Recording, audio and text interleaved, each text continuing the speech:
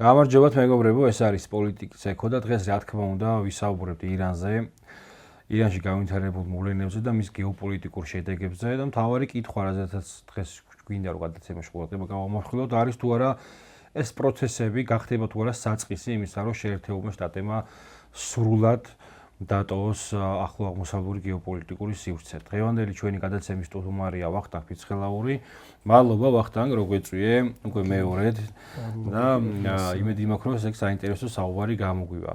რომ შევაჯამოთ მოკლედ პატარა დაიჯესტისავით გავაკეთოთ რა მოვლენები განვითარდა ბოლო პერიოდში. ეს არის რომ ირანული რეჟიმი არათუ ჩამოიშალა, არამედ როგორც ხედავთ მასშტაბური ერისია გადასული, რა თქმა უნდა მან მოახდინა ადაპტაცია არსებულ პოლიტიკური რეალობისა და სამხედრო რეალობის გათვალისწინებით.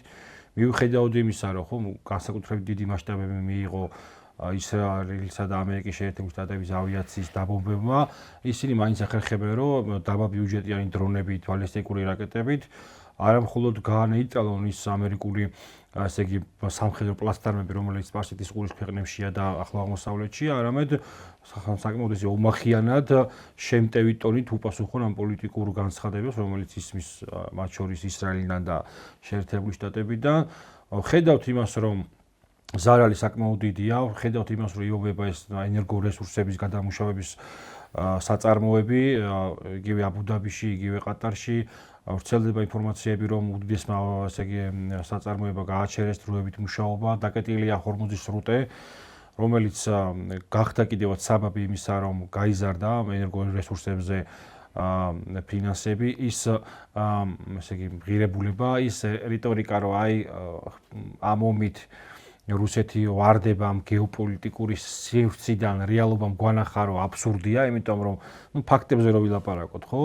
ბოლო მონაცემებით, ამიანად სწორია ეს არ ვიცი, თუმცა ფაქტია ისე, რომ გაძვირებულმა ნავთობის ფასმა პოზიტიურად იმოქმედა რუსულ ბაზარზე, გაიზარდა როგორც რუსული ასე იგი ფირმების სააქციო ღირებულება, ასევე როგორც ამბობენ 7 მილიარდით იხეირა დღეს გავრცელდა ეგ ინფორმაცია რუსეთმა. რაც მნიშვნელოვანია კიდევ გავრცელდა ინფორმაცია, რომ სამხრეთ ირანში როდესაც დაიბომბა სკოლა, რომელიც ახლოს იყო უშაქთა არმიის კორპუსთან, ირანმა აჩვენა ეროვნულმა მედიამ, რომ იმ რაკეტებზე Made in USA ეწერა.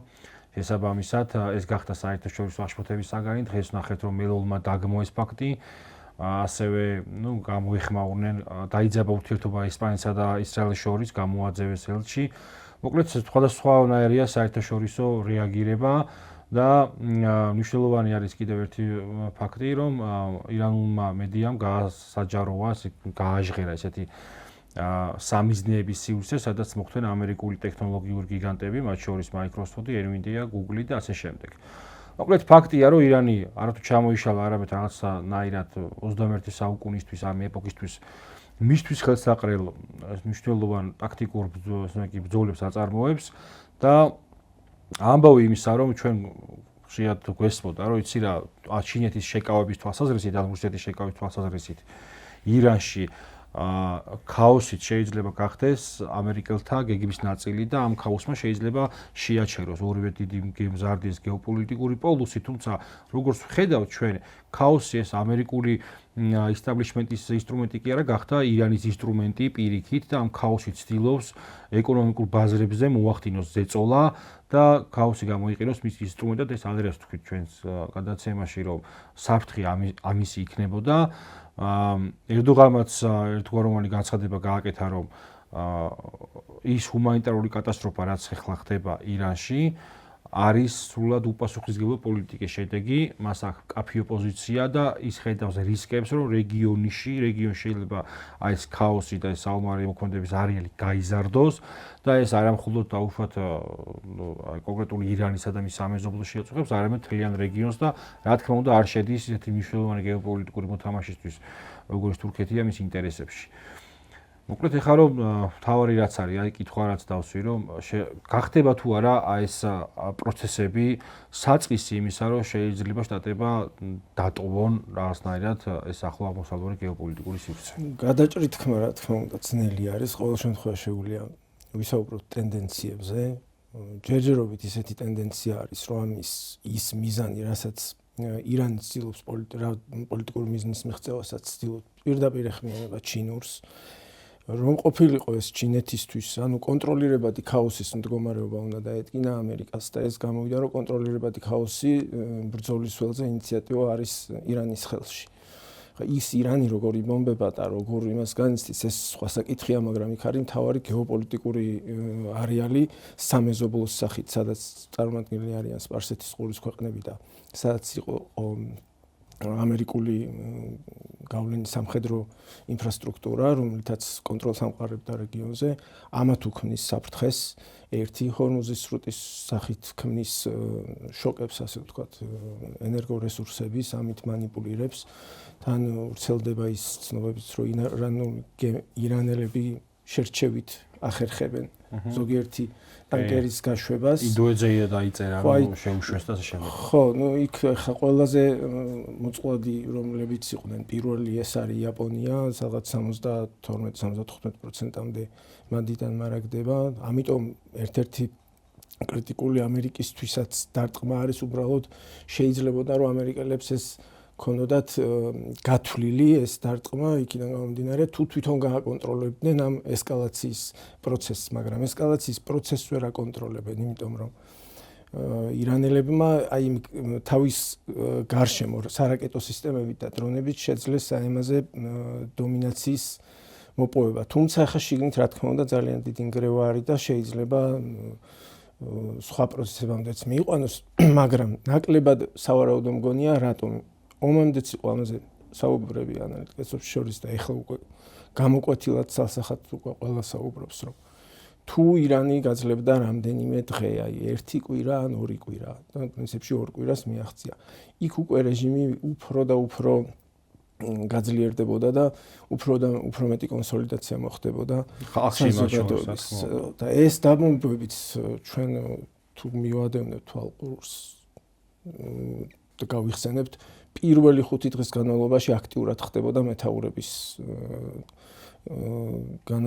მოკლა და შემდეგ შეწყვიტეს ეს და ამის მიზეზი ის იყო, რომ ხამენეის პირველ რიგში ესმოდა ის რა პრინციპებით უნდა ებრძოლა ამერიკას ირანის წინააღმდეგ და ამის კონტრსტრატეგიად შექმნა, რომელზეც უკვე აი ომის წინა დღეებში ზუსტად არ მახსოვს, მაგრამ მის პირველ დღეებში ნამდვილად საუბრობდნენ უკვე ეგრეთ წოდებულ დეცენტრალიზებულ მოზაიკური თავდაცვის სისტემაზე, რომელიც დაყოფილია რეგიონებად, ჯგუფებად და რეგიონად და იმათ არ აქვს რაღაც თქვა არსებობს რაღაც საერთო პოლიტიკური ის, მაგრამ სამხედრო ამოცანები აქვს საკუთარი დანიშნულების დავალების მიხედვით ასრულებენ თავიანთ საქმეს და ლიდერების ლიკვიდაციას არანაირი შედეგი არ მოაქვს. ამას მიხვდნენ ამერიკელები და შეწყვიტეს ეს. Ну, ერთი შეიძლება იმ კუთხით გამომთავროთ ეს, რომ დამლაპარაკებელის დატოვება ჭირდებათ, მაგრამ ჩვენ საქმე იმასთანაც გვაქვს, რომ გუშაქთა კორპუსის და სხვა წარმომადგენლების განადგურებასაც უკვე ფაქტობრივად აღარ ახდენენ. ეს ნიშნავს იმას, რომ ამ კონტრსტრატეგიამ შედეგი გამოიღო და მე თავიდანვე ვფიქრობდი, რომ შეცდომად იმაჩნდა ხამენეის მოკლა, იმიტომ რომ ამან არა კი არ საზოგადოებაში ძვრები კი არ გამოიწვია პირიქით. კონსოლიდაცია და რელიგიური ასპექტი შემოიტანა მნიშვნელობა. ეს იმუშავებდა იმ შემთხვევაში, თუ არ ექნებოდა დატოვებული ეს დეცენტრალიზებული თავდაცვის სისტემა, მაგრამ ფაქტია, რომ ისე არ უნდა ვიფიქროთ, რომ მარტო ერთი მხარე ფიქრობს იქ მეორე მხარეც თავის კონტრსტრატეგიას იმ სტრატეგიის გაზეთ დაყრდნობით აგებს. აქედან გამომდინარე დღევანდელი ტენდენცია ასეთი არის. ირანის მიზანი არის უფრო აი მაგალითად მოვიყვან ორი დღის წინ იყო Foreign Affairs-ში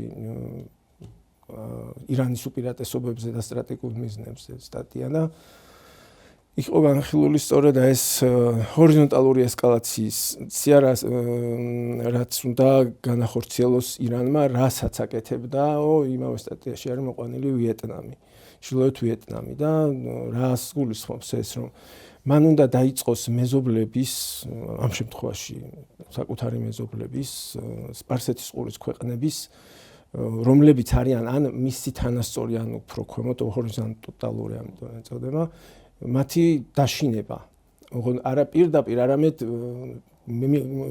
გადასცეს ასე ვთქვათ პოლიტიკურ გზავნილი მიანიშნოს იმაზე რომ უარი თქვან იმაზე იმ პარტნიორზე რომელიც თითქოს და აძლევდა უსაფრთხოების გარანტიას რომ სწორედ ეს არის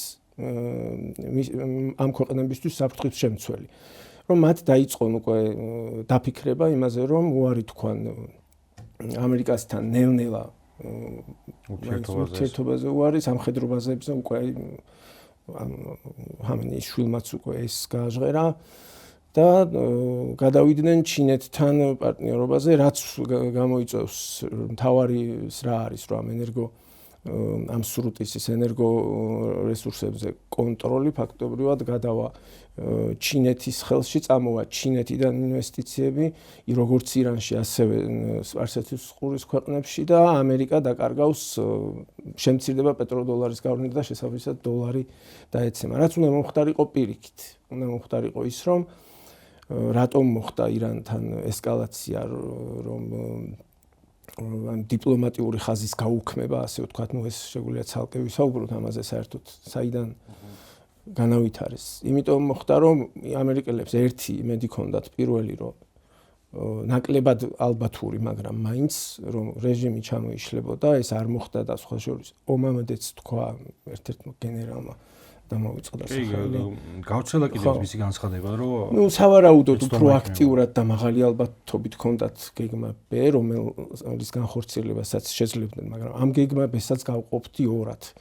ერთი არის რომ დაუშვათ სისტემა დარჩა, მაგრამ ირანს თუ დიდ სამხედრო ზიანს მიაყენებდნენ და ასევე მეზობლებს, მათ შორის საუდის, სპარსეთის ყურის ქვეყნებს, თურქეთს, ნატოს ქვეყნებსაც, ასევე აზერბაიჯანს და ასე შემდეგ, იგივე პაკისტანს თუ დაარწმუნებდნენ იმაში, რომ არც ისე მყარია და დიდ დანაკარგებს განიცდის და ნუ ამერიკული ავიათავდაცვა უზრუნველყოფდა რაკეტებისგან დაცვას და ასე შემდეგ, მაშინ რომელიღაცა ჯგუფი, პროქსი ძალა ან მოკავშირე სახელმწიფო რაღაც ნაბიჯებს გადადგავდა. თან იყო კიდევაც თეშელობა. პირველივე ორ დღეს იყო საუდის არაბეთი აპირებდა განცხადებების დონეზე. აზერბაიჯანის აპირებდა აშკარად იყო ხა ვენსის ვიზიტი გავიხსენოთ. და მე რაღაცა დრონის გამო ხომახიანი განცხადებები და მე ვეჭვი მაქვს რომ ერდოღანთან მოხდა რაღაცა საუბრები აზერბაიჯანთან არ იყო ადეკვატური მისი რეაქცია რომ იმ რაღაცნაირად მასშტაბური განცხადება მობილიზება და მეორე დღეს ჰუმანიტარული ესე იგი გზავნილების გაგზავნა გავიხსენოთ ტერორისტული დაჯგუფება რო დააკავეს რომლებიც თურმე მილსადენის აფეთქებას აპირებდნენ სინაგოგის და ამერიკის საელჩოში და ხა ის იმდენად ცუდი false flag-ია ძალიან ცუდი ალბათ ისტორიაში არ ყოფილა ესეც ცუდი იმიტომ რომ სინაგოგა თვითონ ირანში არის 30-მდე მე რაც ვნახე და ისე მოქმედი და არამოქმედი ასე იმიტომ რომ თვითონ ეს როგორც პროპაგანდა ატრიალებს ამას რომ ებრაელებთან აქვს პრობლემა ირანს ებრაელებთან არ აქვს პრობლემა აქვს პოლიტიკურ პროექტთან რომელიც არის სიონიზმი რომლის მიზანიც არის ეს დიდი ისრაელის შექმნა რომელიც ასევე ბევრი სხვადასხვა ებრაელის აზრით არ ჯდება არც ებრაელების და ისრაელის ინტერესებში ეს არის ამერიკული გეოპოლიტიკური პროექტი ასე ვთქვათ და შემდეგ უკვე აი ანუ ეს იყო ეს false flag-ი ძალიან თვალსაჩინო იყო პაკისტანთან მიმართებაშიც კიდე რა თქმა უნდა აქტუალური იყო იქ არის ბელუჯისტანი რომელიც არის მნიშვნელოვანი გეოპოლიტიკური სივრცე ეთნიკური უმცირესობების დასახლებული რეგიონი უბრალოდ პაკისტანს აქვს ერთი კიდევ მნიშვნელოვანი ესე იგი გამოწვევა რა მაგ ცხოვრობს დაახლოებით 20 მილიონი შეიტური მოსახლეობა დაახლოებით ხო ეს რაოდენობა ესეთია რომელიც აღიქვავს მეტნაკლებად მის სულიერ ლიდერად აღიქვემდა ალი ხამეინის და ესე იგი მისი ლიკვიდაცია გახდა იმ ძრების ნიშანი რომ ჩვენ აქციების ვნახეთ ამერიკის საელჩოსთან მივარდნილი პაკისტანელები შეიდი პაკისტანელები სადაც ხვეპლიც მოყვა 8-6 ადამიანი გარდაიცვალა ერაყი კიდევ მნიშვნელოვანი გეოპოლიტიკური სივრცე და ქურთები პეშმერგაზე იყო საუბარი სამხედრო დაჯგუფებაზე ბევრი, ასე იგი, რეზონანსული სტატია დაიწერა, რაღაცა ემოციური ფონი შეიქმნა, რომ დღე-დღეზე პეშმერგა შევიდოდა და ორი დღეც არ გახდა საკმარისი, რომ ეს მთელი კამპანია ჩამოიშალა, რადგან მარტივად განაცხადეს, რომ ამ ნაბიჯს ისინი არ გადადგამდნენ. შენ სწორი ხარ, ყველა აფასებდა რაღაცნაირად მდგრადობას. თავიდან იყო რაღაც კამპანია, რომ ხამენი ლიკვიდირებულია, გენერლები ეს ინფორმაცია იმდენად ეფექტურად მოქმედებდა, რომ ყველას ეგონა რომ ჩამოიშლებოდა. თუმცა ხა ის ადამიანთან ნაწილი, რომელიც მეტნაკლებად რაციონალურად უყურებდა ამ პროცესებს და გარდა ამისა ითვალისწინებდა ირანის ისტორიულ კონტექსტსაც, ეს არ შეიძლება დაიკარგოს. მხოლოდ ისტორია მარტო რაღაც საუკუნეების მანძილზე გაბნეული ფურცლები არ არის, მათ აქვთ სახელმწიფოებრივი ტრადიცია, რომელიც გაუძლო ბევრ რამეს და ტყუილად არ უთქვიათ ირანელებს რომ ტრამპისთვის რომ შენზე დიდი მტრები მოსულაო ჩვენთან რეგიონში, მაგრამ ჩვენ მაინც გადავრჩითო. ყველა ხვდებოდა რომ ეს იყო პირველი დღის რაღაცა ემოციური შედეგები და როდესაც ამ კამპანიის ემოციურ რომ ჩაიარა და დავინახეთ რომ აბსოლუტურად რაღაცნაირად სრული სიზუსტით ხდებოდა ბალისტიკური რაკეტები ყველა მიმართულებით ირანიდან გაშვებული და დავინახეთ რომ ეს მარტივი არ ყოფილა და ხამენის სიკვდილის შემდეგ რამდენი ადამიანი შეიკრიბა, აქ არის ძალიან მარტივი მეთოდი რა.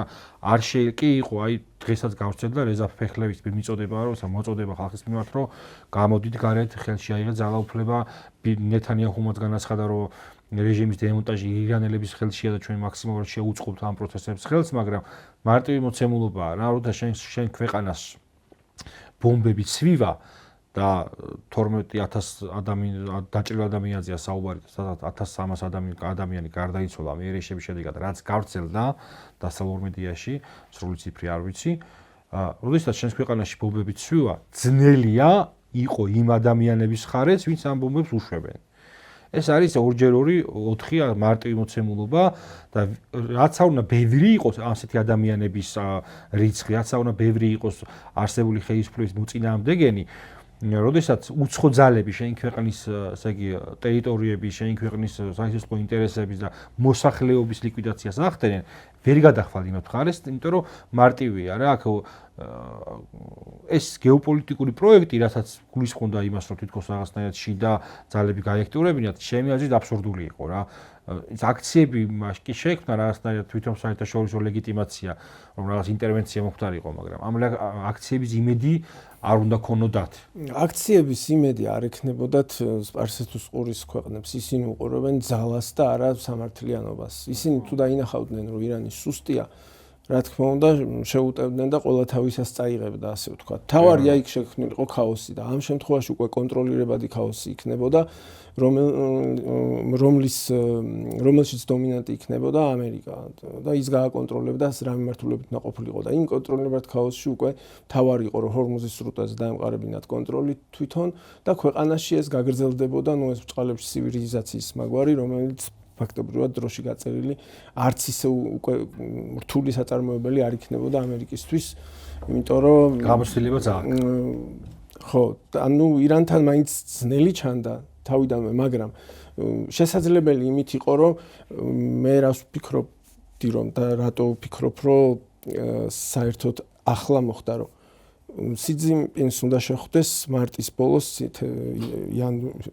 აპრილის დასაწყისში და თან დიდი ხანია ჩავიდოდა სხვა კარტით, ასე ვთქვათ, რომ ჩემ ხელშია აქ ქაოსი, თუ გავაგრძელებ მე აქ ომს, შენ ეკონომიკურად შეგექმნება პრობლემები, თუ არა და მე შემიძლია რომ შენ შეგიმსუბუქო და სხვა და ნუ იქ უკვე რაზე ივაჭრებდნენ პოლიტიკურ და ეკონომიკურ ნაწილში თუ სატარიფოზე, ეს ნუ არ ვიცით, მაგრამ ყოველ შემთხვევაში ჩავიდოდა უპირატესობით. ამ შემთხვევაში უპირატესობით ვეღარ ჩავოდა სხვა შორის ის რომ ირანი ჩინეთის მხრიდან გავრცელდა ეს რომ სიამოვნებით ელოდებიან, ესეც მენიშნა იმათ რომ კი ბატონო მოდი ვისაუბროთ. ერთ-ერთი მიზეზი საინტერესო ასპექტია. ეს ერთ-ერთი მიზეზი შეიძლება ყოფილიყო ამ ერთ-ერთი. ხო, მეორე, მესამე უпроსტორად, ანუ აი ამ გეგმების ქვე რაღაც იმით ვამბობ. იგივე მსგავსი, ოღონდ უკვე დამანგრეველი ამერიკისთვის, მაგრამ მაინც უფრო ისეთი, რომელიც რაღაც სარგებელს მიიღებდა. არის როცა რეგიონში იცი რომ სახათ საბაზრო პრინციპით სამშვიდობო მდგომარეობაში იცი რომ რეგიონი ყველა ვარიანტში ნელ-ნელა პეტროდოლარი გადადის უკანა პლანზე და იუანში ვაჭრობენ ნავთობით და სუსტდება შენი გავლენები. ერთია ესეთი მარტივი გეოპოლიტიკური კანონი მაქვს რა, ამოკითხული სადღაც, რომ როდესაც რიმლენს ტოვებ, უნდა გადაწვა. ანუ შენ კი კარგავ რეგიონს, მაგრამ თუ შენი მტერი იკავებს იმას, სანამ დრო არის მაქსიმალურად უნდა გადაწვა. მოსკოვი უნდა გადაიწვას რა, როგორც ნაპოლეონის ლაშქრობის დროს. ანუ რესურსი არის ამ ქვეყნებში, ხო, იქ ნავთობ ინდუსტრია არის. უნდა გადაწვა მაქსიმალურად, რომ ის ჩინეთი იქნება, თუ ვინც იქნება, რომ შემოვა. მას ბევრად ძვირი დაუჭდეს. ნუ ეს არის უკვე ცოტა სასოწარკვეთილი ხაზი. შეიძლება რომ აი ამ ესკალაციაზე წავიდეს ამერიკა, მაგრამ მანდაც ვფიქრობ, რომ ესეთი ფოლკსვაგენებიც ხდება, იქ იყო საუბარი, რომელსაც აგენტები დაიჭერს, არ ვიცი რამდენად დადასტურებულია. ეგ საუდის არაბეთში რაღაცა განახორციელეს კანკერზე თუ კატარში. ხო, არ ვიცი ეგ რამდენად არის დადასტურებული. კი, ეგ ამბობდა, კი და არ ვიცი რამდენად არის დადასტურებული, მაგრამ აქ ვხედავ პრობლემას ისრაელსა და ამერიკას შორის თვითონ კონფლიქტს, რომ ის აიძულებს, რომ ესკალაცია გაზარდოს და ამერიკისთვის ესკალაცია ჯერჯერობით მაინც ანუ რეგიონის დატოვება ჯერ მაინც არ არის მე მგონია რომ ჯერ რაღაც ის არსებობს გამოსავლები და სავარაუდოდ ამას ეძებენ და ისრაელისთვის ეს გამოსავალი არ არის კარგი გამოსავალი და ამიტომ შეიძლება ცდილობდეს დაიჯება და თან ეხა რეალობა რა არის იდეოლოგიურ ომსაც აგებენ. ანუ იდეოლოგიურ რაღაც ინფორმაციულ ომსაც აგებენ, იმიტომ რომ ბევრი ადამიანი გამოჩნდა. ნუ ეხა ესპანეთი რომ ამას იზავდა, მიუხედავად პედრო სანჩესის მიმართ ბევრის მიმართ სიმპათიისა, ეს წარმოუდგენელად ჩანდა, ხო? დღეს დავინახეთ რომ მელულმა თქვა, რომ ეს იყო საერთაშორისო სამართლის დარღვევა. ბავშვების მომენტმაც იმუშავა, იმიტომ რომ თვითონ ეს რა თქმა უნდა ყველა ბავშვი და ნებისმიერი ადამიანის მიმართ ტრაგედიაა და როცა ადამიანის სიცოცხლე ეწირება, იქ პოლიტიკის ადგილი არ არის, მაგრამ ნუ ჩვენ გეოპოლიტიკაზე ვმჯელობთ და ეს ბავშვების მომენტები თუ გახსოვთ წინა, ესე იგი 12 დღიან ომამდე, როდესაც ინტერვენცია განახორციელა ვითომ ჰეზბოლამ, ნუ ასე არის მჯელობა და ტერორისტულ დაჯგუფებებმა ისრაელში იქ აქტიურად გამოიყენებოდა ბავშვების მომენტები, ძალიან აქტიურად და მერე უკვე ფაქტებით დადასტურდა და ამ იდეოლოგიურ სამყაროში გაჭედილი ადამიანებს რთულია თქვან რომ იცი რა ეს ბავშვი ეცოდვა არის და ის ბავშვი არ არის ხო ხვდები ის თქმა მინდა. ანუ ამ მომენტშიც რაღაცნაირად სენსიტივში საინფორმაციო ომშიც არ გამოიყურება დასავლეთი ისრაელ-ამერიკის კოალიცია ისე ძლიერად როგორც აქამდე გამოიყურებოდა რა. ერთ-ერთი ფაქტორი იყო ეს მორალური რო არ გავიმეორო და თქვა ვინც თქვა იანგი არის ერთი გეოპოლიტიკურ ანალიზს აკეთებს ხოლმე ჩინელი პროფესორი.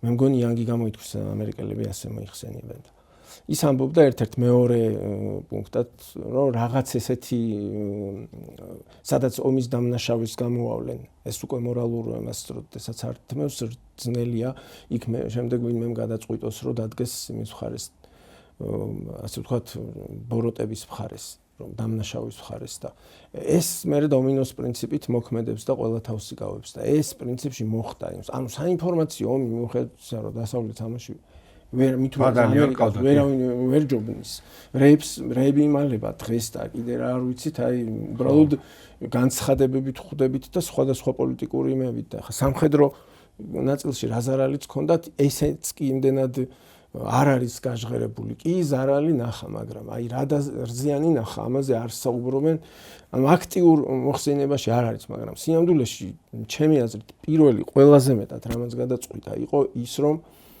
პირველივე დღეს ფაქტობრივად თავდასხმიდან 1 საათში თუ არ ვცდები რეაგირება ჰქონდა ირანს განსხვავებით 12 დღიანი ომისგან სადაც თითქმის 10 საათი დაჭირდა თუ არ მეშლება პირველი რაკეტების გაშვება ბამდე ან რეალურად მართლა არ იყვნენ მზად ეხლა მზად იყვნენ ამაზეც გამოჩნდა და არც ისეთი მასშტაბური დარტყმები არ იყო მერე და აი 2-3 დღის მერე გაზარდეს რომ უკვე მასიურად გაისროლეს ეს ივნისში მაგრამ ეხლა მოხდა პირველივე და მეორე დღეს ყველაზე მეტის გასროლა და გააკეთეს რა რომ ადრეული დაკვირვების არადარო სისტემა, რომელიც როგორც მე ვიცი, ხა სამხედროის ექსპერტი არ ვარ, მაგრამ როგორც მე ვიცი, ის განსაზღვრავს ბალისტიკურ რაკეტების ტრაექტორიას და მე უადვილდებათ საჰაერო თავდაცვებს განეიტრალება რაკეტების. იმდენად გადაიტვირთა საერთო ჯამში, რომ პრაქტიკულად ყველაფერს ურტყავდნენ ბაზებს, აეროპორტებს, პორტებს, საელჩოებს, ისრაელში იბომბებოდა, გამოიფიტა მალევე ან ერთ კვირაზე საუბრობდნენ ან ორ კვირაზე ანალიტიკოსები და მესამე დღეს დაიწყო უკვე ამაზე საუბარი და სადღაც მეოთხე მეხუთე დღეს ნუ შეიძლება რაღაც დღეები მეშლება უკვე დაიწყო სტატიებში საუბარი სამხრეთ კორეიდან წამოღებაზე ხო ეს სავარაუდოდ გეგმაში შეიძლება და ყოფილიყო თქვათ ორი კვირის მერე მაგრამ იმდენ ყველაფერზე ჩანს ის რომ არ იყო ეს დარტყმა პირველი ორი დღის დარტყმა რაც მიაყენეს არ ელოდნენ ამას ძალიან ზუსტი დარტყმები იყო და ძალიან გავრცელდა ინფორმაცია ჩინეთის აწვდიდა ამ სადაზვერვო ინფორმაციას, კოორდინაციებს და ასე შემდეგ. კიდევ ერთი ესეთი ეს არის მოსაზრება არსებობს და მე ვფიქრობ რომ კარგი არგუმენტია. 12 დღიანი ომის დროს რეალურად ამერიკელებმა მოსინჯეს ირანს რა შეეძლო. და მაშინ ჩაითვალა და ყველას პრინციპში ხომ მე დამრჩა მაშინ ძალიან აქტიურად ვადევნებით ყურს და დამრჩა შთაბეჭდილება რომ ირანმა მაქსიმალური აჩვენა მაგრამ მე დაიწყეს ანალიტიკოსებმა საუბარი იმაზე რომ ეს არ იყო მაქსიმალური თუმცა რატომღაც ალბათ შეფასება მოხდა იმის რომ რაღაც პოტენციალი დათვალეს თქვათ გააორმაგეს ის რაც აჩვენა მაგრამ რეალურად გამოჩნდა რომ ბევრად უფრო მეტი ძალა აჩვენა იმ პირველ დღეებში და თან ზუსტი დარტყმები შარშანდელი არ იყო ისეთი ეფექტური დარტყმები როგორიც პირველივე დღეებში ეხლა აჩვენეს და ამან უკვე გადაწყვიტა ის უკვე ქაოსი შეიქმნა აბუ-დაბი ბომბებოდა კატარი ბომბებოდა დუბაი ბომბებოდა და კრიზისი შექმნა ფინანსური თვითონ ამ ქვეყნების ოფიციალურმა პირებმა დაიწყეს კრიტიკა ამერიკის რომ საუდის არაბეთის ერთ-ერთი ის იყო რომ პატრიოტის რაკეტები გადაიტანესო ისრაელშიო და ამიტომ დავიბომბეთო იქ.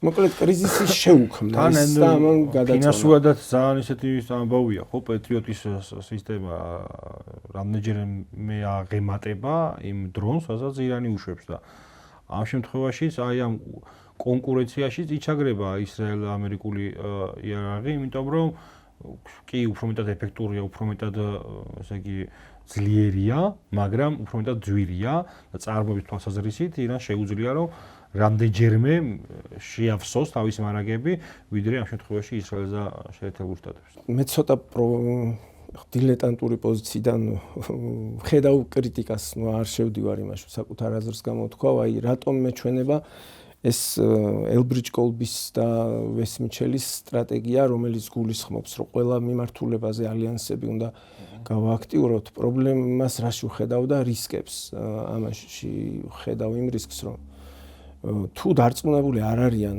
ეს ალიანსის შენი მოკავშირეები, სხვადასხვა ალიანსის წევრები, რომ შენ რეალურად შეგიძლია რომ მათ შეუქმნა უსაფრთხო გარემო და შესაბამისად ეკონომიკური მდგომარეობა გაუმჯობესო ისინი გარკვეულ კრიზისის დროს შეიძლება უარი თქვან ან თავი შეიკავონ და ამიტომ შენ გასაკეთებელს სხვაზე მინდობა ცოტა არ მგონია დამაჯერებელი სტრატეგია და ცოტა მეჩვენება რომ უფრო არის სხვა გამოსავალი როდესაც აღარ აქვს იმპერიას აი ესეთი სტრატეგია არის ჩვენ სხვა შორის საუბრობდით მეორე დღეს თუ იმ დღეს დაიდო ეგ სტრატეგია ნოემბერში და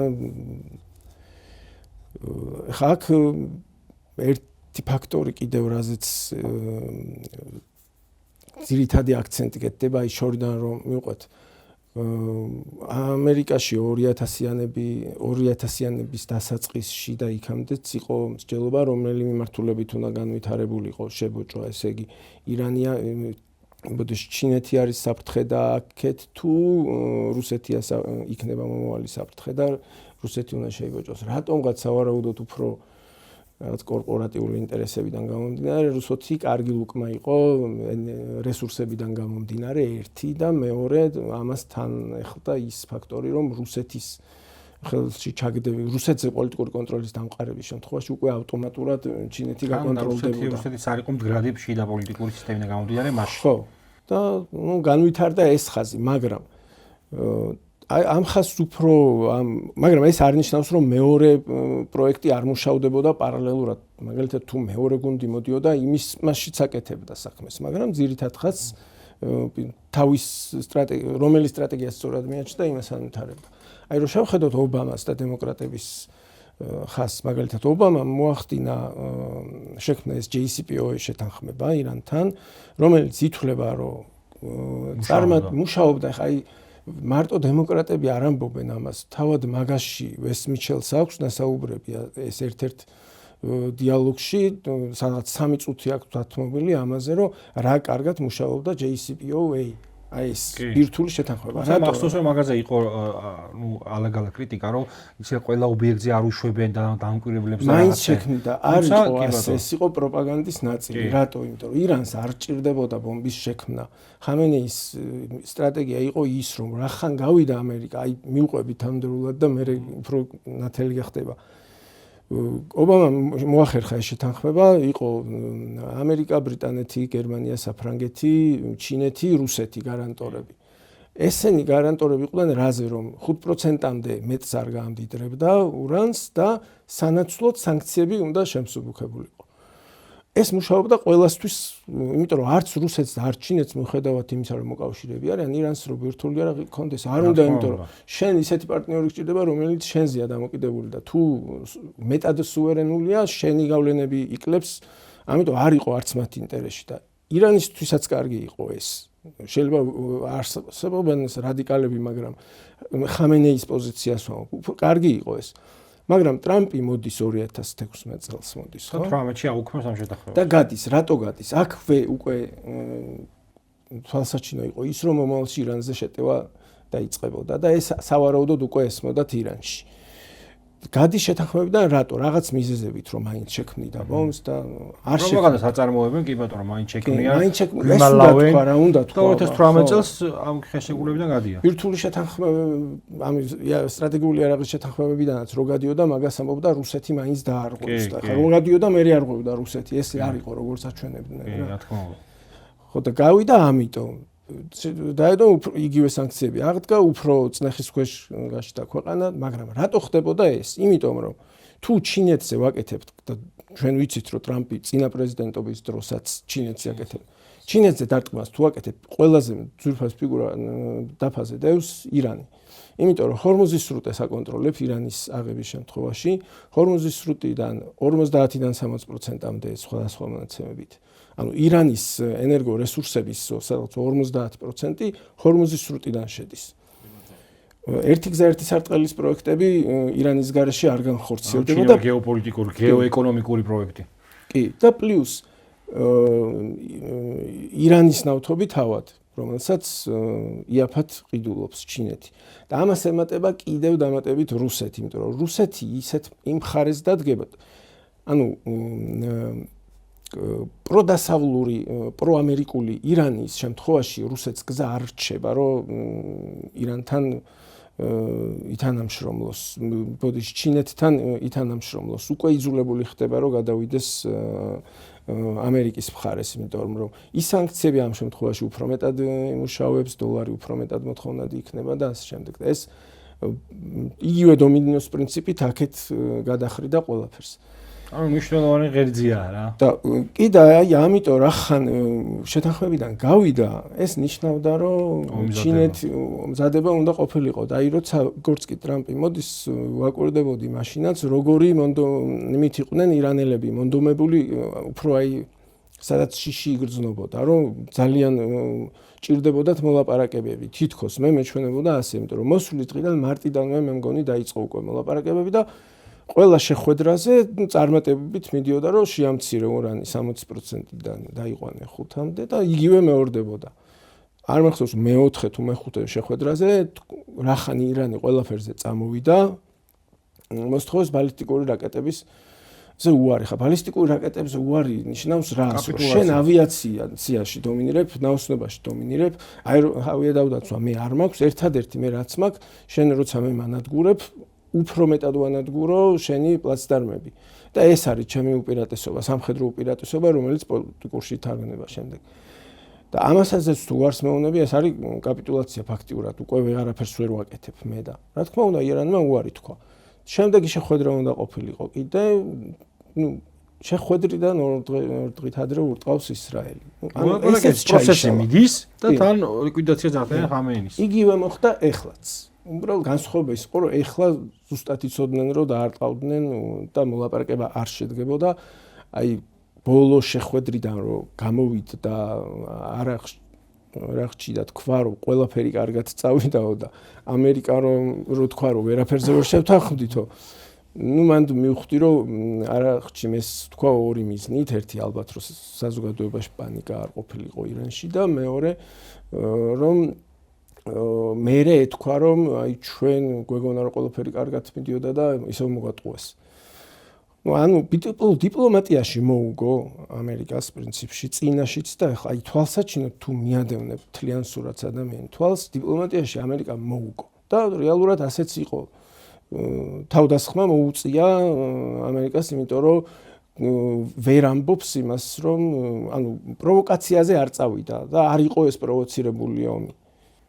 კი ბატონო, თან მნიშვნელოვანიც არის რომ აქამდე თუ ეს იმიჯური აღქმა რომ იცი რა ჩვენ ცივილიზებული მოთამაშეები ვართ და დიპლომატია მნიშვნელოვანი ინსტრუმენტია იგივე ვენესუელიდან დაწყებული და მე ირანი გაგრძელებული ტრამპის ადმინისტრაციის პერიოდში და მისი სიტყვებიდან გამომდინარე რომ საერთაშორისო სამართლის ჩემი მორალია ნიშნავს იმას რომ და თან სწორად აღნიშნე რომ ეს დიპლომატიურ თვალსაზრისით ირანმა მოუგო ისე იმათ თემა სოფლიომ დაინახა რომ იცი რა JS1-კასთან მოლაპარაკებაში ხარ და ამ დროს აი მოლაპარაკების კარები არ არის დახურული და შენი ქვეყნის უმაღლეს სასულიერო და პოლიტიკურ ლიდერს და მის ოჯახსაც თავარია ანადგურებენ. ბევრმა დაინახა რომ არა მხოლოდ საშიში მოთამაშეა და ვერ უზრუნველყოფ შეიძლება მისი მოკავშირეების უსაფრთხოებას. არამედ არიზიარებს აი ამ თანამედროვე დიპლომატიისა და აი ამ რაღაცნაირად აი დაუწერელ კანონებს, რომელიც საერთაშორისო პოლიტიკაში აქამდე იყო დამკვიდრებული. ესეც მნიშვნელოვანი სიგნალია და პარალელურად ამისა ჩინეთი რასაც ჩვენებს, ხო? ტაივანი, რომელიც მისი ტერიტორიაა, რომელიცაც არც მათ შორის არც შეერთებული შტატები არ აღიარებს დამოუკიდებელ ქვეყნად, რა თქმა უნდა აქვს კავშირები და რაღაცა ეს რაღაცნაირი სპეციალური ეკონომიკური სტატუსი აქვს მინიჭებული რომ ეს კავშირი იყოს. მიუხედავად ამისა, აი ამდენი ხანია უვლის, თუმცა არ ცდილობს რომ აი რაღაცნაირი სამხედრო ესკალაცია განახორციელოს. პლუს ამას ვერსად ვერ ნახავთ რომ რაღაცა ჩინური იარაღით, ჩინური რაღაცნაირად აი პროქსი ომს აწარმოებდეს. ამ შემთხვევაში გავცედა ინფორმაცია რომ აწვდის სადაზვერვო ისე კი ინფორმაციას რაც იმ სტრატეგიული 25 წლიანი სტრატეგიული მოკავშირეობის შეთანხმებაში ძდევს და აი ამ გეოპოლიტიკურ ჭიდილში ორი პოლუსისა ჩინეთი უფრო სანდო მოკავშირედ გამოიყურება უკვე და ამაზე მეტყველებს ის ფაქტიც რომ ევროპელი ლიდერები მერციდან დაწყებული და მაკრონის გაგრძელებული მორიგეობით ჩადიან ჩინეთში და ცდილობენ რომ იქ რაღაცა მნიშვნელოვანი სამაჯრო ხელშეკრულებები გააფორმონ. ამ პროცესშიც მიზანი იმის რომ ირანის ესე იგი ამოგდებით ჩინეთის შეკავება მოეხდინა და აი ამ ესე იგი აგრესიული და საზოგადოებისათვის თემა სოფლიო დაინახა აგრესიული და მათ შორის არაეთიკური ნაბიჯებით მე მგონი უკვე შედეგი უფრო მიიღო ვიდრე ის შედეგი რაც სურდა რომ მიიღო რა. აქ ირანის შემდეგ ყველაზე სახიფათო რაც მგონია ჩინეთისთვის ეს არის რუსეთი. ბევრს ჯერა ამისი და მგონი წინაზეც ვისაუბრეთ ხო ეს შებრუნებული კისინჯერის ფაქტორი. რევერს კისინჯერზე ბევრი კრიტიკა არსებობს რა სადიპლომოებს წერს ხალხი ნუ იმ ძველს ვამბობ რა თქმა უნდა იმიტომ რომ ტრამპი როგორც კი მოვიდა სხვა შორის ხო ეს ხაზი გაძლევ რუსეთთან დალაგდეს და ჩინეთთან კი კისინჯერი შეახსენ კისინჯერმა შეახსენა კისინჯერს შეხვდა თეთრ სახლში და ეს ხაზი მიდიოდა მაგრამ აი რატო მეჩვენება პრობლემური და რატო არის ზავს რუსეთი აი მით უმეტეს იმ პირობებში როდესაც ირანი უკვე გაძლო ახლა აღარ იზავს აი პირველ დღეებში თუ კრიზისი შეიქმნებოდა და ის კონტროლირებად ქაოსში დომინაცია ექნებოდა ამერიკას, აი მაგ შემთხვევაში კიდე შეიძლება დაარსებულიყო, მაგრამ საერთოდ მე არასწორი მგონია შეფასება იმისა, იმ სიტუაციის, რაც იყო ცივი ომის დროს საბჭოთა კავშირსა და ჩინეთს შორის შეადარო რუსეთს და ჩინეთს და აი ავხსნი რატო საბჭოთა კავშირი იყო გაცილებით დიდი გავლენების მქონე და დიდი ზესახელმწიფო იყო, ვიდრე თუნდაც დღეს არის ჩინეთი. იმიტომ რომ საბჭოთა კავშირს ჰქონდა არა მარტო გეოპოლიტიკური გავლენები და ასე შემდეგ, არამედ ყველანაირი უპირატესობა ჰქონდა. ჩინეთს გეოპოლიტიკურად, აი რუკას რო შევხედოთ გეოგრაფიულად არ აქვს სახარბიელო მდებარეობა, იმიტომ რომ გარედან კუნძულოვანი ჯაჭვი აქვს, იაპონია ყავს, რომელიც ამერიკის მოკავშირე აქვს და არ არის მომგებიან პოზიციაში, არ აქვს ბევრი ბუნებრივი რესურსები. საბჭოთა კავშირი მაინც თვითკმარი იყო და უპირატესობა ჰქონდა. შესაბამისად, საბჭოთა კავშირი იყო უფროსი ძმა და ჩინეთი უმცროსი ძმა იყო, ეს იყო ბუნებრივი. ამით გარემოებაში, როდესაც ხარ ჩინეთი და შეიქმნა რაღაც გარკვეული უთანხმოებები, მე კისინჯერის დიპლომატიურ სამკუთხედზე რის თქმა მინდა რომ როგორც თლადისი არ არის როგორც ამას პროპაგანდა და ვთქვათ კისინჯერისეული ხედვა გვანახებს რომ იმიტომ კი არ გადავიდა ჩინეთი რომ კისინჯერმა გააკეთა კისინჯერმა არსებული ვითარება გამოიყენა თავის სასარგებლოდ ანუ უკვე არსებობდა მათ შორის რაღაც გარკვეული კი და დღევანდელთან ჩინეთს არ ქონდა არაფერი არც ტექნოლოგიები არც ეკონომიკა არაფერი არ ქონდა აბსოლუტურად განსხვავებულია სრულიად განსხვავებულია დღევანდელი ვითარება რუსეთის. რუსეთს აქვს ენერგორესურსები, რომელთაც ბერკეტი აქვს ჩინეთზე. ანუ იმ შემთხვევაშიც კი თუ უფროსი ძმა არის ჩინეთი, რუსეთს აქვს ენერგორესურსები, რომლებსაც აწუდის ჩინეთს, აქვს არქტიკაზე გასასვლელი, აქვს ასევე ერთსარტყელი ერთი გზის ფარგლებში ძირითადად მაინც გარკვეული გავლენები არსებობს, რითაც შეუძლია ცენტრალურ აზიაზე მათ შორის. კი, და მით უმეტეს თუ ხარეს შეიცვლის. შესაბამისად, რუსეთი ბევრად გეოპოლიტიკურად ვამბობ. მე ტექნოლოგიებით ჩამორჩება, ვთქვათ, შეიძლება სამხედრო იმით ბალანსი იყოს, მაგრამ ბევრი უპირატესობა აქვს ჩინეთს რუსეთზე, მაგრამ აი გეოპოლიტიკური უპირატესობა რუსეთს იმხელა ბერკეტები აქვს ჩინეთზე, რომ უფრო სანდო პარტნიორია და სანდო პარტნიორი ის არის, რომელზეც ჩვენ გაქვს გარკვეული თავდაცვითი ბერკეტები. ამერიკაზე რუსეთს არაფერი გავლენის ბერკეტი არ აქვს, აბსოლუტურად არაფერი. თუ ამერიკა აჩუქებს რაღაცას, აი ისიც რაღაც გავლენით და ხა თლიანად გეოპოლიტიკური ის რაზი არის აგებული, რომ არც ერთი ფიგურა არ არის სანდო. ყველა გადაზღვეული ყავს რაღაცით, ის ფიგურა რაღაცით და ასე შემდეგ. რუსეთის ინტეგრაცია სულ ამას ვამბობ ხოლმე, რომ იმიტომ არ მოხდა დასავლურ ბლოკში, რომ რუსეთზე ბერკეტი უნდა მოეპოვებინა ჯერ სტრატეგიული, გეოსტრატეგიული ამერიკას. ანუ რა, ნატო გაფართოებული იყო და მე შეიძლება ნატოში იყო ან არ იყო, მაგრამ მე ხდები ჩემი პარტნიორი, ეს არის პრინციპი და შენ თუ დამოუკიდებლად შეგიძლია მხარი შეიცვალო, ეგ სანადო პარტნიორი არ არის. ეს და აი ამერიკული გეოპოლიტიკური თემითაც ესია.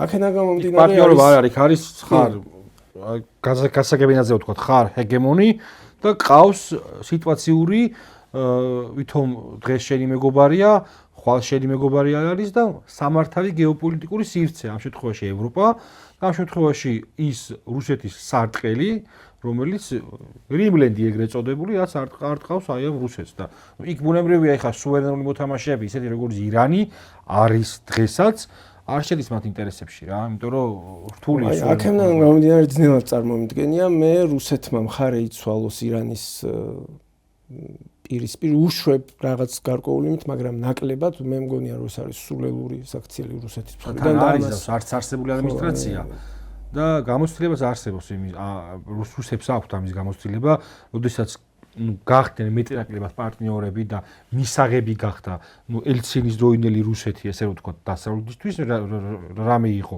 ომი ახლო აღმოსავლეთში, ერაყსა და ავღანეთში, ომი ესე იგი ბალკანეთში, კოსოვოს ამბები, ესე იგი ნატოს 97 წლის ხელშეკრულებიდან გამოვიდა, როდესაც ბალისტიკური ხელშეკრულებები დაიდო ნატოს საზღვარზე არ უნდა ყოფილიყო, ესე იგი ბალისტიკური რაკეტები და განთავსდა გაფართოება მიიღო 2004 წელს შევიდნენ აღმოსავლეთ ევროპის მნიშვნელოვანი ქვეყნები იდეაში დათმო ყველა ეს გეოპოლიტიკური პოზიცია რაც მათთვის იყო საერთოდ მნიშვნელოვანი და ამ შედეგებს არ გაიმეორებს მან შეიძლება იბაჭროს მან შეიძლება ისაუბროს ტრამპთან რაღაცა იმაზე ირანთან ირანის კონფლიქტის გავლენაზე ისაუბროს უკრაინაში გაუსმეს კიდევაც ხაზი, რომ ტრამპის ინიციატივით მოხდაო ესეთი დიპლომატიაში, ესეთი ნიუანსებით ყურად არ არის. როდესაც პუტინის მოადგილემ გაასაჯაროა, ხო? მათ შორის საუბრის დეტალები, ტრამპის ინიციატივით მოხდა ეს ზარი და ასევე ხაზი გაუსვა რუსეთმა, რომ უკრაინაში ამერიკის ძალისხმევა. ანუ სიტუაციურ მომენტებს გამოიყენებს თანამშრომლობისა, თუმცა ამ გეოპოლიტიკური ბერკეტის დაკარგვა რაც ნიშნავს მოსკოვი, თეირანი, პეკინის ჯაჭვის ხელიდან გაშვება ნიშნავს იმას, რომ მაშინ ყველაფერი ამაოყოფილა და უსარგებლო, რასაც აქამდე ახორციელებდნენ ისინი ეტაპ-ეტაპ და ბუნებრივია, რომ რევერს კისინჯერის ესე იგი კრიტიკა სწორედ ეს არის, რომ ამათი მოსკოვის და პეკინის ინტერესებში არ შედის ეს ამბავი, არც ეთის დღეს ესეთი მოცემულობაა. ეს პუტინის თითქოს არის უფრო მგონია, რომ ეხა მეთაურმა ეგ უნდა ქნას, რომ დატოვოს დიპლომატიის ხაზი. სხვა ეხა მე რაც ვიცი დუგინის თეორია ვიცი და თქვა კარაგანოვი მომისმენია, მაგრამ ეგენიც ძალიან სკეპტიკურად უყურებენ და მე მგონია, რომ არ იქნება რუსეთის მხრიდან ეს გამართლებული ნაბიჯი. კი, არც ერთი ევროზიონისტული გეოპოლიტიკური მოაზროვნება მაჯორის სავიცკიდან აწყებული, რა ვიცი, კიდე დუგინი ის მათი გეოპოლიტიკური ინტერესი, აი გეოპოლიტიკური თეორია დგას ევრაზიონისტობაზე და ამ ევრაზიონისტობის და მათ შორის გერმანული იდეოლოგიების, ხო? ამის გაშვება ხელი და თვითლიკვიდაციაა და იქ ნიშნავს, რომ როგორც ამბობენ ხო რუსები შეად ამბობენ, რომ ელცინიო ჩვენი კადრი არ იყო რა, ეს იყო ვაშინგტონის კადრიო, იმიტომ რომ დაუშვა ეს თლიანი ჯაჭვი წეგანაც ვილაპარაკე ამის აღსრულება რა და მეც არ მგონია, გულწრფელად რო ვთქვათ, ეს ამბავი ასე გამვითარდეს. მე უბრალოდ ეხა ერთ მნიშვნელოვან ამბავს მინდა დაუბრუნდე. ირანის კონფლიქტის გავლენა კავკასიაში არის ძალიან აქტუალური რა. გინდა არ გინდა, ახლოს ხარ, ჯერ ეს ერთი ტერიტორიულად აქვს რელიგიური ასპექტი შეძენილი ამ ესე იგი ომს. ალი ხამენის ლიკვიდაციიდან გამომდინარე, მათ შორის ის რომ ერაყის მოსახლეობის იქაურმა ხომეინიმ ჯიჰადი გამოაცხადა, ის ესე იგი სიმბოლური აქტებიც ვნახეთ. ვნახეთ ის რომ აფხაზეთის ოკუპირებულ ტერიტორიაზე სინაგოგა შეღებეს წითლად და მე რაღაც იქაური ესე იგი შეიტური მოსახლეობაც გამოვიდა, სუნიტები არიან უფრო სუნიტური მოსახლეობაც გამოვიდა. რაღაცა ესე იგი ძვრები ვნახეთ. ვნახეთ აზერბაიჯანში ეს დრონის ამბავი და ალიევის გაცხადება. ნახეთ ასევე საკმაოდ კომიკური მოსიარულე ფაშინიანი, რომელიც დადის და არ იმჩნევს საერთოდ რა ხდება რეგიონში. არ ვიცი, ეს ცოტა უნიკალური შემთხვევაა.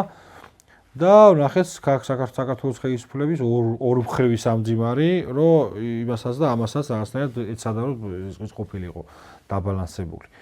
ჩვენ რეგიონში რავით, ესე იგი რა მომავალი შეიძლება განვითარდეს აქ. ეხლა მაგაზე რამდენად შეგვიძლია წინასწარმეტყველოთ ეხლა ეს ცოტა სხვანაირად შეფასებებს და უბრალოდ ლოგიკურად რა ხაზი შეიძლება განვითარდეს აქ.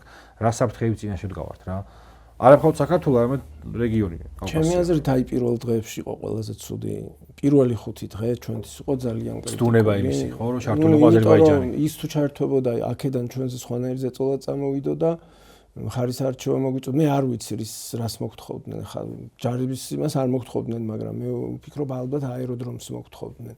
აეროდრომს რო გთხოვს უკვე რუმინეთს ხოთა შორის მოთხოვეს აეროდრომი დათმო, ეს მის ანებართვა და 500 გემზა თვითმფრინავზეა საუბარი, რომელსაც გათავსდეს ეხლა რუმინეთში, რათა აი ახლა აღმოსავლურ კრიზისზე გავლენა უფრო ახლოს იყოს რა. კისინჯერსაც აქვს ეს ნახსენები საქართველოს ფაქტორი ირანისთვის და მე ამიტომ უშვებ რომ ალბათ ეს სჭირდებოდა თქვა ჩვენგან, მაგრამ იქიდან გამომდინარე რომ ყველა სამეზობლომ თავი შეიკავა, ჩვენზეც წნეხი შემცირდებოდა და ალბათ შემცირდა და სავარაუდოდ მაგას ვაკავშირებ, არ ვიცი რას მოყვა, მაგრამ ისრაელის საელჩოდან ცოტა კრიტიკული წამოვიდა. მეგობრობის ცნება რო შეგვახსენეს. და მე პარალელურად მოყვა კობახიძის მილოცვა თუ სამძიმარი, ან ორივე არ მახსოვს ირანის ახალი ხამე ხო, სავარაუდოდ საფრთხე თუ კიდევ ჯერ იქნებოდა, მაგას არ იზავდნენ და მინიმუმ არაფერს არ იტყოდნენ. და აი ზოგადად სამომავლო თქვათ ამ საფრთხე შემცირებულია მე ვფიქრობ, მაგრამ რომ აღდგეს ან განვითარებულიყო მიმართულებით მე ყოველთვის გონია რომ ძალიან ცუდია ჩვენთვის ირანის დაცემა, იმიტომ რომ აი ეს სამკუთხედში მოყოლილი ქვეყნები არიან უსაფრთხოდ, იმიტომ რომ მათში პატარა ქვეყნებში ჩასვლას და პროქსი ძალად ქცევას აზრი არა აქვს გარე მოთამაშისგან. შესაბამისად, თუ აი სამკუთხედად რო წარმოვიდგინე, თუ ირანი დაეცა პირობითად ვამბობ, ხო და კონტროლი დაამყარა ამერიკამ, რუსეთი პირველი რასაც გააკეთებს ბუფერულ ზონაში. ჩაკეტავს ეგრევე. ანუ თუ ადამიანი ამბობს, რომ ირანი უნდა განადგურდეს და აიათოლები მოხსნა და ესე პრიმიტიულად და ინფანტილურად უყურებს, ის ვერ იაზრებს იმას, რომ ავტომატურად რუსეთში ყვები ყოველგვარი სუვერენიტეტის გარეშე. ხა ეს იმას არ ნიშნავს, რომ მიგიერთებენ, მაგრამ გავლენის ქვეშ ყვები და გიკარნახებს პოლიტიკას და რანტო არის ჩვენთვის ეს ყველაზე უფრო რუსული სცენარი არის და ეს არ ესმის. ნუ ირანი დაიცეს აბსოლუტურად გეთახვები, ჩაკეტავს არა მხოლოდ საქართველოს. მთლიანულ კავკასიას გადაკეტავს. სულ ასე. ირანი არ ვიცი, აი შეიძლება ზანგეზურზე წავა, სულ ეს ხდებოდა. კი, ეს არის ისტორიული ხა გეოპოლიტიკა არ იცვლება, ხო, იმეორ ისტორია იცის, ეს სულ ესე ხდებოდა. შეიძლება ძიმე ბრძოლების ფასადაც, მაგრამ ამას გააკეთებს. და გაუკეთებია რა. შეუძლებელია. დავამატებ, აი რაც უფრო გარე სივრციდან, რაც უფრო უსაფრთხოდ გრძნობს რუსეთი თავს. მით უფრო ნაკლებად ცდილობს აქ ახლო სამეზობლოში, რომ უშუალოდ მოსაზღვრე მეზობლებს პრობლემები შეუქმნას. კი, გეთახმები. დავუშვათ ახლა მოდი ჩვენ აი გადაცემის თავარ კითხვას დავუბრუნდეთ რა. მივდივართ იქითკენ რომ ადრე თუ გვიან სპარსეთის ყურის ქვეყნები და მათ შორის ძალიან ბევრი ქვეყანა ხმამაღლა დააყენებს იმ საკითხს, რომ არ მიცავს შენი ეს მოდელი თანამშრომლობის და პარტნიორობის. გაძლიერდება ალბათ ჩინური გავლენები. აი ეს ყველაფერი, ეს აღმოსავლური ავანტურა, რომელიც საბოლოო ჯამში, ნუ ამ სცენარით თუ განვითარდა, კატასტროფულ გეოპოლიტიკურ შედეგს მოიტანს იმ ამერიკული ჯგუფისთვის, ვინც ფსონს ამაზე დებდა. რა შედეგის მომტანი იქნება აი ეს აღმოსავლური ამბავი და კამპანია, იგივე უკრაინის მიმართულებით, ესე რომ ვთქვათ რა, და აღმოსავლეთ ევროპის მიმართულებით, იმიტომ რომ აქედან გასული ესე იგი შტატები სხვა კითხვის ნიშნებსაც ბადებს არა მხოლოდ ამ რეგიონში, არამედ ზოგად გეოპოლიტიკაში. მათ შორის არა მხოლოდ უკრაინა, არამედ შეიძლება ვისაუბროთ უკვე ინდოეთის ოკეანეზე, იქ ვისაუბროთ ტაივანზე და ასე შემდეგ. გამარჯვებულად ერთი მხარის გამოვლენა, მაგის ამოზრელია ხოლმე იმ მხარისთვის, ვინც ამ გამარჯვების ალამს აწევს. საერთოდ საზღვაო ძალები ყოველთვის იმით სარგებლობენ, რომ სახმელეთო ძალებს შორის ინტერესი ყოველთვის არსებობს რაღაც ინტერესთა კონფლიქტი და ისარგებლოს იმ ქვეყნის ინტერესით, რომელიცაც თulis რომ პოტენციალი გააჩნია, რომ მეორე შობოჭოს და მერე თუ შეიცვლება გარემოება შეცვლის მუდმივად ამას აკეთებს. მე უფრო იმიტომ ვარ ზოგადად მომხრე, რომ აი ესე რომ გავყოთ ძალიან დიალექტიკურად ხმელეთი და ზღვა, ხმელეთის მომხრე, იმიტომ ვარ, რომ მე თვითონ ვთვლი, რომ საქართველო არის ხმელეთი. ბუნებრივია, შავი ზღვა არ ცვლის ამას. რა თქმა უნდა, ეს ზურაბ კიკნაძეს აქვს სხვათა შორის კარგი ესი ამაზე. ხმელეთი და ზღვა ქართულ მითოსში თუ არ ვწდები, იქ არის თამარის დროიდან და უფრო დროიდან ახსნილი რატო იყო ქართულ მითოსში ზღვას ხმელეთს სტაცებდა, ოღონდ ზღვაში არ რჩებოდა. და გეოგრაფიულადაც ესე ვართ. არ ვართ განაპირა, კი ვართ რიმლენდი, მაგრამ ხმელეთი ვართ და არ ვართ ზღვა.